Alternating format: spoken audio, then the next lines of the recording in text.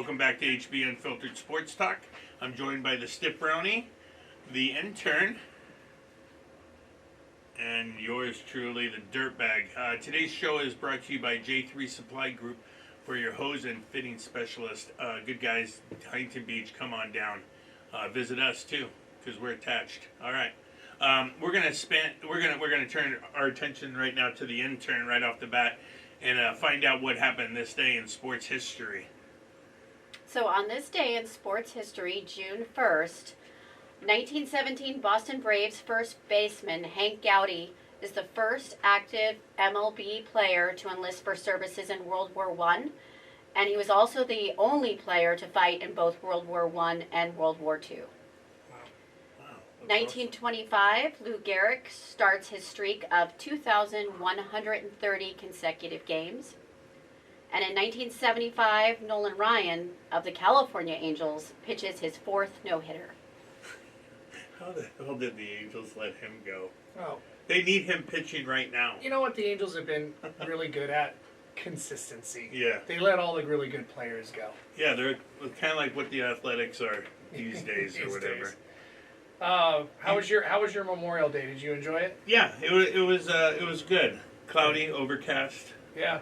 I know you were having fun. How was yours? We were in Palm Desert, and then we were on a boat, and my liver, if anybody has a liver out there for me, my email is stiffbrownie at...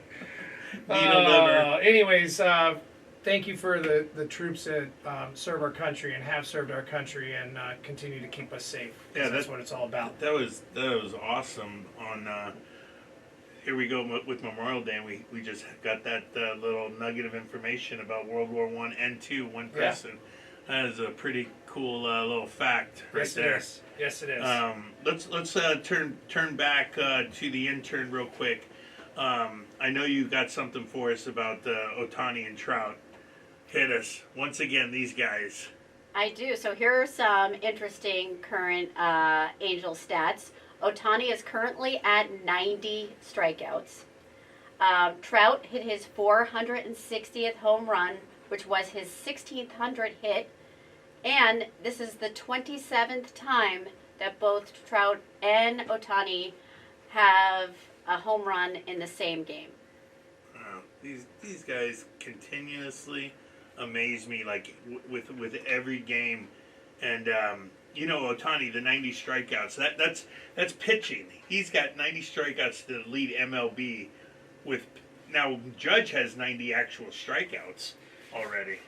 So batting. I say let's just get right into this because I was going to ask you a couple questions about trading Ohtani.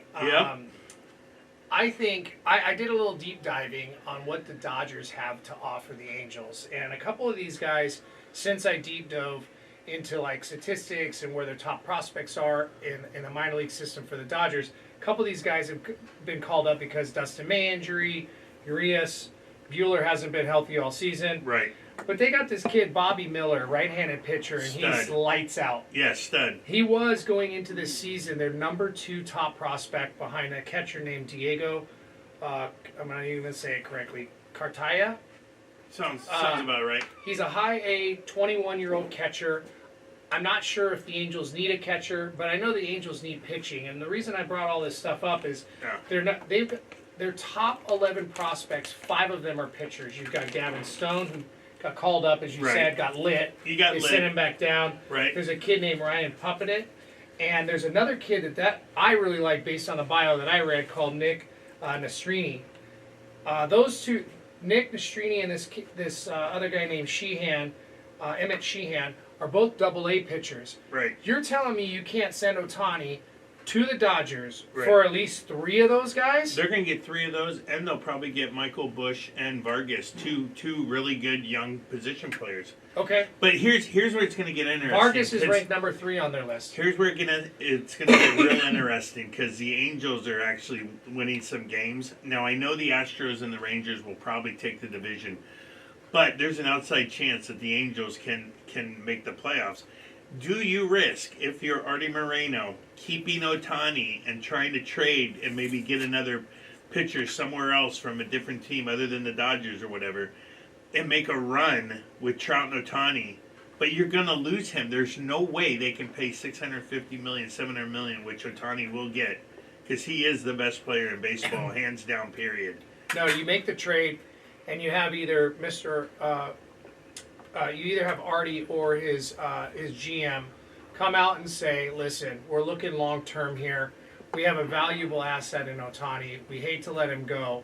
But in turn, we're getting the number 2, the number 3, the number 4, the number 5, and the number 10 prospect in the Dodgers organization. Yes. And for those that have not watched the Dodgers over the last 5 years, they've been to the World Series, 4 out of the 5 years? Correct. Okay? And every year they're bringing up Walker Buehler, Stripling, Muncy, Bellinger, Peterson, all these guys that no one knew about, so they could keep paying Kershaw all of his money, along with Mookie Betts and all these other superstars, Freddie Freeman, Yep.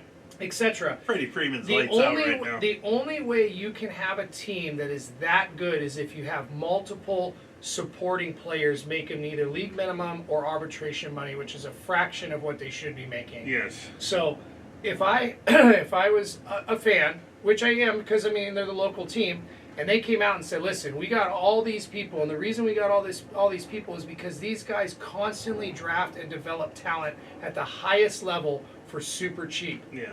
And we just got these 5 players. I'd be like, okay, I'm okay with that. I mean, you're going to have to come out and say something like that to appease the 10,000 to 15,000 hardcore season ticket holders of the Angels, because there are hardcore Angel fans that want to win, and they love Ohtani and Trout, and if they're finally having a season where they can make the playoffs, and you end up trading that.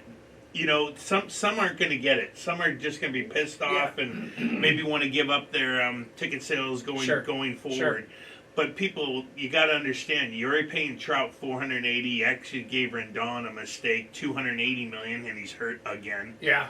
You cannot pay Ohtani and Trout between them over $1 billion. It's not going to happen. Yeah, the market is the team flat out doesn't make enough money. Yeah, they're not in a big enough market to do that. Yeah, so as much as I want to see the Angels win, you kind of want to root for them to lose a little, so the trade makes sense when they pull this trade off. Sure. So I don't know what their catcher situation is, but the number one prospect is that catcher. They got Ohtani and Face. Okay, he's been playing lights out, and Stassi's not bad. So you turn around and you trade, and then you obviously you trade Trout. You get back Marsh, who you already traded to Philly. Yeah. Because you need an outfielder. You would get Rice Hoskins, even though he's injured, ACL. I would still trade for him because he's a young, talented third baseman. So I would take Rice Hoskins in the deal. Yeah, you're not going to get Harper and you're not going to get Trey Turner, but you're still going to get some of their pitching. If you can get a pitcher and a draft pick and maybe those 2 guys, that's a huge win for the Angels. I'd be asking for Nola for sure, the pitcher. They're not going to give up Nola. Well, they're going to have to give up something. You don't get Trout for nothing. Yeah, you're getting 4 prospects. You're rebuilding young talent at reasonable salaries. Angels are going to get 10 possible really good young players. Yeah, for 2 guys. Yes. Yeah. Seriously. They could actually make a run by making the trade to get in the playoffs with a whole new team. Now, once the Dodgers pull off this trade, okay, what happens to Marcus Stroman of the Cubs? He's lights out right now in the major leagues. Is that somebody that the Dodgers go after, even though it's the Cubs and National League, and they generally don't like trading? Nationally to National League. I don't see the Cubs trading Stroman to the Dodgers, but you never know. And he's lights out this season. The Dodgers still will have some prospects that they could trade. Sure. So I could see that. If you're the Dodgers, you just gave up a lot of pitching. You're going to need a couple back in return, right? Yeah. Well, for the playoff run, because they're the best team in baseball after the Tampa Bay Rays. So they're going to need some pitching back. Yeah, I hope the Dodgers don't have to give Bobby Miller up, man. That guy can deal. His ball's got so much movement on it. He can, but what you're getting in return is you're getting Ohtani, who's a proven asset on the pitching mound. Absolutely. The guy's sick. So last week when we were here on the podcast, we talked about the 3 series over the weekend that we were really going to be focused on, and that was the Dodgers at Tampa Bay, which Tampa Bay took 2-1. Right. We were focused on San Diego at the New York Yankees, and Yankees took that 2-1. Yeah. And then Philly was at Atlanta, and they ended up splitting. It ended up being a 4-game series. They split it 2-2. So, yeah. Just to look at that again, we've got these weekend series, which I'm very interested in. We got Toronto at the New York Mets. Mets have been a freaking disaster, but Toronto's underperformed most of the season to what I think they should be doing. Their pitching's letting them down. The one Yaki Moran, something like that. Yeah, whatever you're saying, I'll go with it. That starting pitcher, that's a guy you got to look out for, and anytime he is pitching, please bet on him. It's very similar to like a Sonny Gray for the Minnesota Twins. It's just lights out. There's a couple pitchers on the Arizona Diamondbacks, Gallen and Kelly. Those guys are the guys you want to bet on for sure. And obviously keep fading Patrick Corbin. That's what we do here. He gave up some runs yesterday. It was Patrick Corbin Day yesterday, but unfortunately he was going against Syndergaard, who has now pronounced himself the weakest link in the Dodger chain. He is. He is by far, and that's what's so crazy. I mean, 3 years removed from being amazing? What? Yeah, well, he got Tommy John. Most pitchers come back and pitch even better. faster and are better. I don't know who gave him his Tommy John surgery, but he came back worse. Well, he definitely is no longer Thor. I'm very interested in Cleveland and Minnesota, seeing how that is. That's a divisional rivalry. That is also a huge series just from the fact that Minnesota, I believe, is up 3 games on Cleveland, so that could put them even. We've got Atlanta at Arizona, and we have the New York Yankees at Los Angeles Dodgers. By the way, go back to the Dodgers-Rays. The Rays are seriously the best team in baseball, and their fans do not show up. And the Dodgers have good fan base that travels, and they still couldn't fill that stadium. Yeah. They played one game at 8:30 in the morning our time.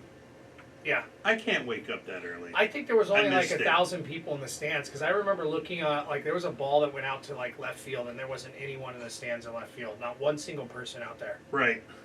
Crazy. Yeah, there's more stingrays in the tank than there are fans in the seats. So sad. They need to move to Orlando or something. Yeah, they need to move to a bigger city for sure. Because then you'll pull the 10 fans that are still in Tampa. They'll drive over 45 minutes to Orlando. And then you'll have Orlando. Then you'll have Jacksonville, which will be about 45 minutes. I think everything's about 45 minutes from Orlando. Oh, yeah. And the surrounding area. But, yeah. Well, here's my hot picks for the weekend. Okay. And here's my cold picks for the weekend. Let's start with the cold picks, because I like to start off with the negative stuff. Yeah. Then we can talk about Ice the positive cold stuff. Ice cold. Still your Oakland Athletics. Oh, God, they are brutal. It's so hard to watch a game. This team. And I'm betting against them, and it's just like, do I just put the alerts on and just not pay attention, or I got some skin in the game. They're sad, man. They're not even a AAA squad. What's crazy is this past week they took two out of 3 against the Braves. I know, unbelievable. I mean, a that lot of people must have gotten crushed because they've been going hard against Athletics. Oh yeah. There were some bookies that finally made a little bit of juice back, No doubt. So cold, St. Louis, they're brutal. Don't bet on them. Yeah. And Kansas City is literally Oakland in the Midwest. Your hot takes. I love the Cincinnati Reds. They're playing some really good baseball right now, and you can get them for really cheap. Beat Boston the other day. The only guy that I don't generally like to bet on that is the starting pitcher for the Cincinnati Reds is a guy named Hunter Green. He's going to be good. Yeah. But he's throwing 102 miles an hour dead straight down the middle of the plate, and he just gets rocked. He was the #1 pick straight out of high school from around here, Sherman Oaks. He will be good. Don't get me wrong. He will be good, but he's just not there yet. Houston's at home. I'm gonna pound Houston this weekend, and Baltimore is playing San Francisco. And Baltimore is just flat out a better team. I hate the Astros, and I hate those stupid unis, Space City. They can shove those unis up their ass. I don't like them. I believe the Angels are playing them this weekend. Oh, my God. I hope they don't wear them. Yeah, well, last week the Angels were hot. This week Houston's going to be hot. Yeah. Go back to wearing the rainbow. That'd be fitting, right? Going back to where? The rainbow colors. Oh yeah. That's what the Astros should wear. Then everybody can hate them. Well, it is Pride Month. Yeah. Well, there you go. Put them on. I can't believe my Chargers just did that Pride logo. Oh my God. What is this world coming to? For anybody that cares, I might not be a San Diego Chargers fan anymore. San Diego, there you go. Yeah. Keep calling them San Diego. Superchargers. Anyway, so hot again. Cincinnati, Houston, Baltimore, pound them this weekend. What else do you like? Damn, I'm not ready for it. I'm sticking with Dodgers. Dodgers are hot right now. Even with all the injuries, they just keep plugging away. Angels are surprising me, playing a little bit better. I mean, they did get the White Sox, who stink. Liam Hendricks, that was pretty awesome. He came back, pitched for the White Sox. He battled Hodgkins. Yeah, Hodgkin's lymphoma cancer. Yep. Even though he got lit up, at least he's back and healthy, which is what matters. Sure. So that's great. All right. We're wrapping this segment up, but I'm telling you, watch out. It's going to get exciting about Ohtani, whether the Angels pull the trigger and get a lot in return, or try to go for the playoffs. And we're right here. We're right here because the All-Star break happens the first part of July. It's coming fast. And then August, what is it? August 6th is a trade deadline, I thought? Yeah. Somewhere right around there. August 6th?